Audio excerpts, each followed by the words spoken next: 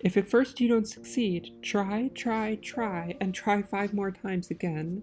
This is the story of Wang Zheng. On May 12, 1571, Wang Zheng was born.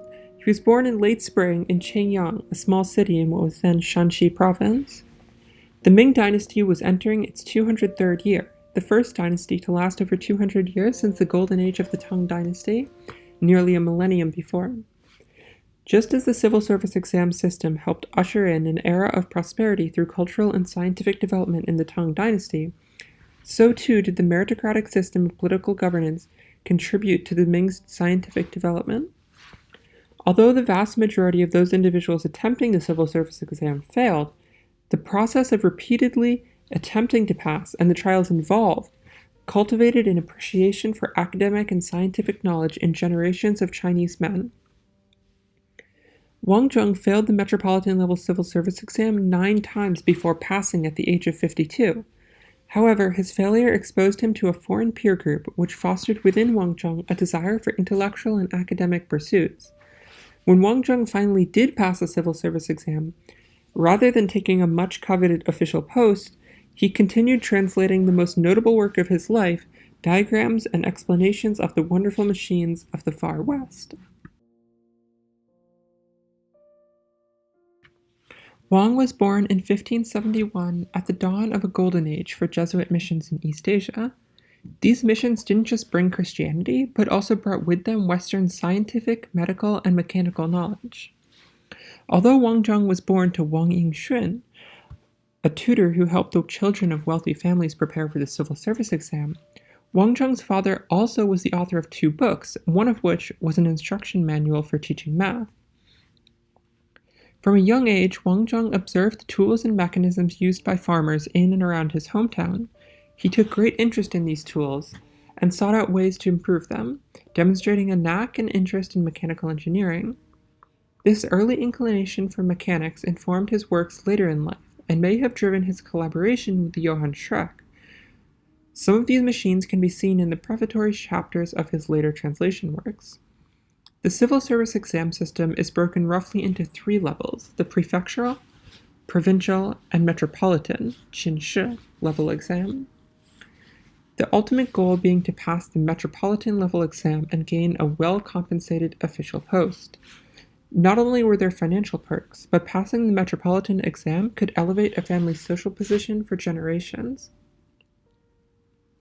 In 1594, Wang Zheng passed the provincial level exam, affording him a provincial title and the opportunity to attempt the metropolitan level exam in Beijing.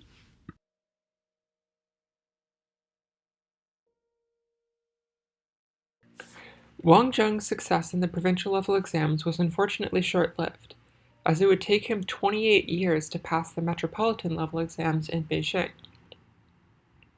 However, he did not waste these 28 years. Rather, his repeated trips to Beijing and work as a tutor similar to his father afforded him the time necessary to pursue his own academic and scientific interests. Each time he attempted the civil service exam, it required him to travel all the way to Beijing, which is no small journey. This repeated travel to the capital during the time of Jesuit missions to China exposed him to Western thinking and religion. In this time, he worked tirelessly, not only on gaining an understanding of Western philosophy and science for himself, but making such knowledge accessible to Chinese scholars. Wang Zheng spent his time between attempting the civil service exam, devouring knowledge, and even went so far as to learn Latin from Nicolas Turgot, and is regarded by some to be the first Chinese to learn Latin. When Western missionaries brought over 7,000 technical books to China in 1614, Wang Zheng's lack of a metropolitan-level post and repeated trips to Beijing gave him the opportunity to study these texts vigorously, as well as gain a tacit understanding of Western mechanical and scientific knowledge.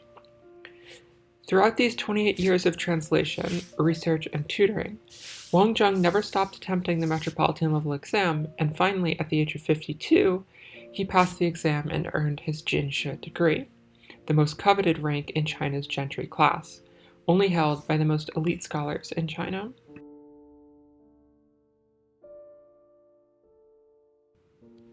While many others in China may have taken their degree and accepted a lofty position in the government and retired from the incredibly rigorous studying involved, After devoting decades to the pursuit of mechanical and scientific knowledge, Wang Zheng did not give up his academic life. In the first couple years after earning his degree from the metropolitan level exam, Wang Zheng held a position as a judge. However, after 2 years in the position, his father died and returned home to mourn his father and rededicate himself to his own studies and translations.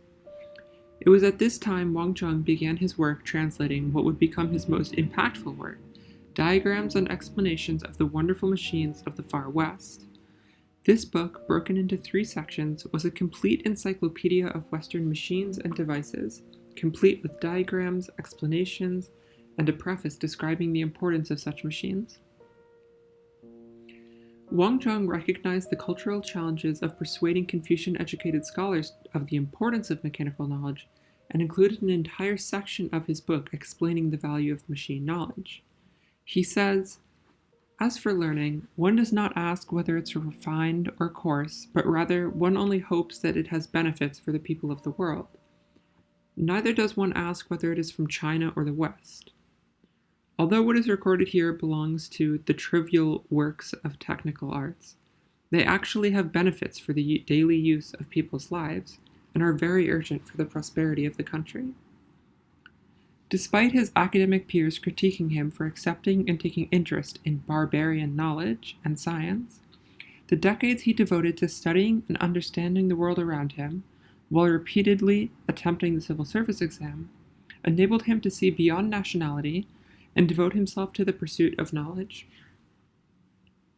Wang Zheng's life is simply one case of millions like him in Imperial China who repeatedly failed the civil service exam.